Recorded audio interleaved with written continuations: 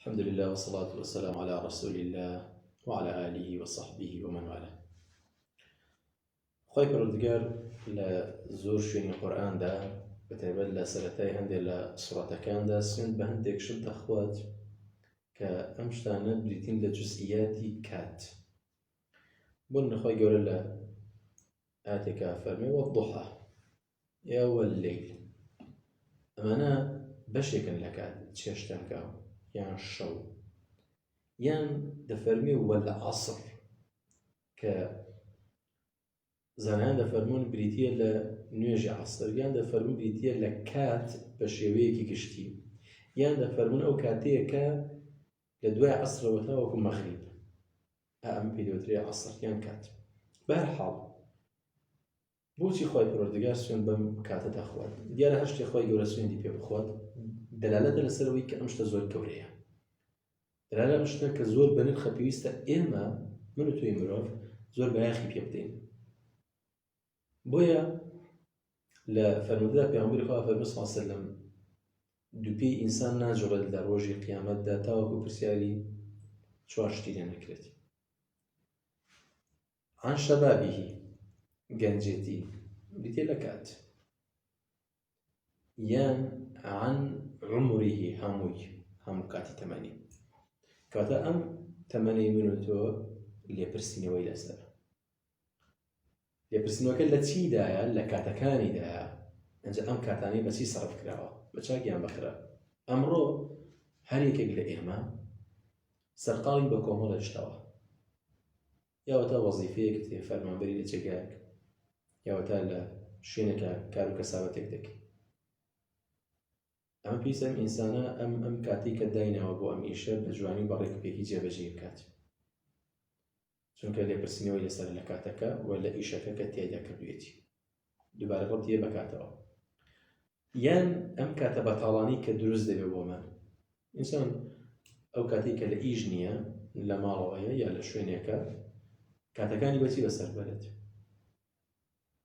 هەوڵ بدات بۆ نمونە سەردانی خزم و کەسی بکات، یارانی کەم تەلەفۆنەکەی بداتە دەست، خۆی بگرێتە دەستی و سێ ڕەحم جێبەجێ بکات بە تەلەفۆنەکەی، گەر ناشتوانێت بەڕۆیشتن بڕوات بە هەرەوە کارێک بێت، بە تەلەفۆن لە کەسوکارەکەی پرسێ، لە دایک و باوکی پرسێ ئەگەر ماوە، کە نەما با دوعای خێریان بۆ بکات، لە براکانی پرسێ، لە خوشکانی پرسێ، لە مام و خاڵۆ و پور و کەسوکار نزیکانی پرسێت و سێ ڕەحمیان لەگەڵ جێبەجێ بکات. ئەمە توانی ئەم کاتی کە هەیەی لە تەمەنیدا بە کاتێکی بەتاڵ و فەراغە بە شتی چاکە پڕیکاتەوە. جاری وا هەیە ئەم کاتە بە چاکان پڕ ناکرێتەوە، ئەم کەسی پێ بە شتی خراپ پڕێکاتەوە. بۆ نەدەچێت لەسەر تۆڕە کۆمەڵایەتێکە. ئەمڕۆ لە تۆڕە کۆمەڵایەتەکان چی دەبیندرێت؟ ئیلا من ڕەحیم الله، ئەگەر نا تۆڕی کۆمەڵایەتی کەم وایە شتی چاکیدا بەکار بهێنرێت، ناڵی بەکار ناهێنرێت، بەڵام کەم وایە. بڕۆ تێبینی کە بڕۆ بە مۆبایلەکەتدا ئەوەندەی کە شتە خراپەکان دەبینی لە بەرامبەر شتە چاکەکاندا، تەماشا دەکەی شتە چاکەکان زۆر کەمترە لە بەراورددا لە شتە خراپەکان. بۆیە هەوڵ بدەین ئەمڕۆ زۆربەی خەڵکی هەمیشە مۆبایلەکەی بەدەستیوێتی، یعنی بەڕادەیەک ئێمە ئیدمان بووین، ئاڵوودە بووین بە مۆبایلەکانمانەوە کە زۆرشمان بیر چۆتەوە، دەوروبەر، ماڵ و مناڵ، کەسوکار، سەردان بیرمان نەماوە.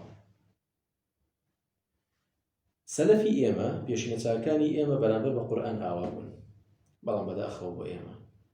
بۆیە لەکێ لە زانایانیان پرسی سەلەف پێشینە چاکان چۆن بوون بەرامبەر بە قورئان، یعنی هەڵسکەوتیان لەگەڵ قورئاندا چۆن بوو؟ فەرمووی کە حالینا مع الجوال، حاڵی ئەوان لەگەڵ قورئان وەکو حاڵی ئێمە وابوو لەگەڵ مۆبایلەکانمان.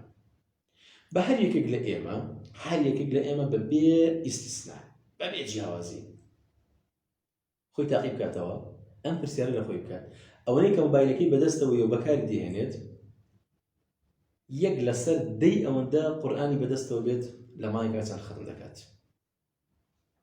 ئەگەر کەسێک وەربگرین بە نمونە، بۆ نمونە لە ناو 100 کەسدا 100 کەس بانکەین، چێ لە هەموویان کەمتر مۆبایل بەکاردەهێنێت، ئەویان بە نمونە وەرگرین.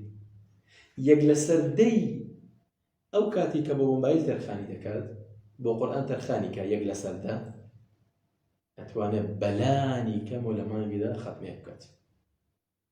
هەمانە ئەوەی ئەوەندەی مۆبایلەکەی بەدەستەوە دەگرێت، ئەوەندە قورئان بەدەستەوە بگرێت لە شەو ڕۆژێکدا خەتمێک دەکات، لە 2 شەو ڕۆژدا دەیکات، لە 3 شەو ڕۆژدا دەیکات.